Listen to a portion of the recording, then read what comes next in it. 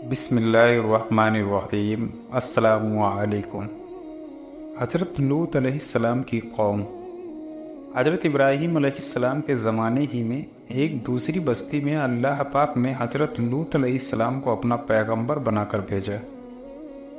حضرت لوط علیہ السلام کی قوم کے لوگ بڑی بے شرمی کے کام کیا کرتے تھے، چوری، ڈاکہ زنی وغیرہ۔ حضرت لوط علیہ السلام نے بار بار سمجھایا کہ تم ایسی بے شرمی کے کام کیوں کرتے ہو جو تم سے پہلے دنیا میں کسی نے نہیں کیے۔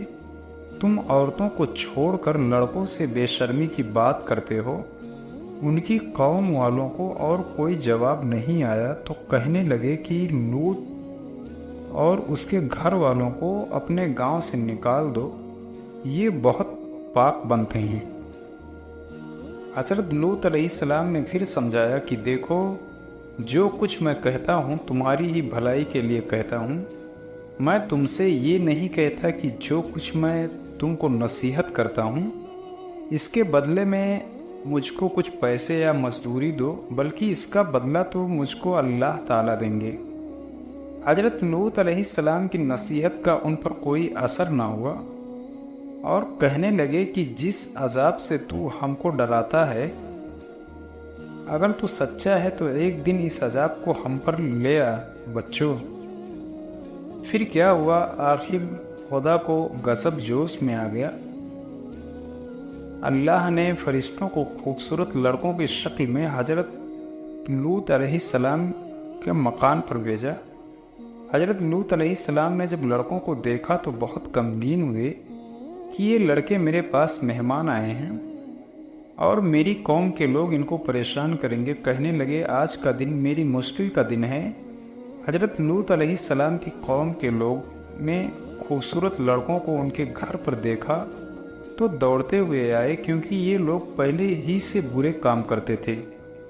حضرت لوط علیہ السلام نے ان سے کہا کہ اے میری قوم، خدا سے ڈرو اور میرے مہمانوں کے بارے میں میری عزت خراب نہ کرو۔ تم میری لڑکیوں سے شادی کر لو، کیا تم میں کوئی بھی بھلا مانس نہیں ہے؟ وہ بولے کہ تم کو معلوم ہے کہ تمہاری بیٹیوں کی ہم کو ضرورت نہیں ہے، جو کچھ ہم چاہتے ہیں وہ تم کو معلوم ہے۔ حضرت لوط علیہ السلام نے کہا کاش مجھ میں تمہارے مقابلہ کی طاقت ہوتی یا میں کسی مضبوط قلعہ میں ہوتا۔ فرشتے جو خوبصورت لڑکوں کی شکل میں آئے تھے، انہوں نے حضرت لوط علیہ السلام کو اتنا غمگین دیکھا تو کہا اے لوط علیہ السلام، ہم تمہارے رب کی طرف سے بھیجے ہوئے فرشتے ہیں، یہ لوگ آپ تک ہرگز نہ پہنچ سکتے۔ آپ رات کے اندھیرے میں اپنے گھر والوں کو لے کر اس بستی سے چل دیں اور کوئی شخص پیچھے مڑ کر نہ دیکھے، مگر اپنی بیوی کو چھوڑ دینا کیونکہ وہ کافر ہے، اور جو آفت اس بستی پر آنے والی ہے وہ اس پر بھی پڑے گی۔ اس بستی پر صبح کے قریب اللہ کا عذاب ہوگا۔ حضرت لوط علیہ السلام خدا کے حکم کے باموجب اپنی بیوی کو چھوڑ کر بقیہ اپنے گھر والوں کو لے کر رات کو اس بستی سے چل نکلے۔ صبح کے قریب اللہ تعالیٰ کا عذاب آیا اور اس بستی پر پتھر اور کنکروں کی بارش شروع ہوئی۔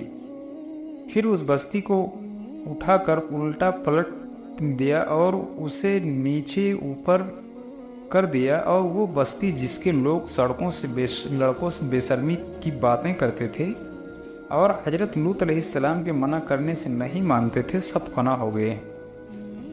ناظرین، یہ تو تھی ان کی دنیا میں خرابی، اور دوزخ کا عذاب اللہ تعالیٰ کے یہاں جا کر ملے گا۔ الہدا، خدا تعالیٰ ہم سب کو ایسی بے شرمی کی باتوں سے محفوظ رکھے کہ جس کی وجہ سے اس قدر سخت عذاب آیا کہ زمین کو بلند کر کے الٹا پلٹ دیا گیا۔ خدا حافظ، وآخر دعوانا الحمد للہ رب العالمین۔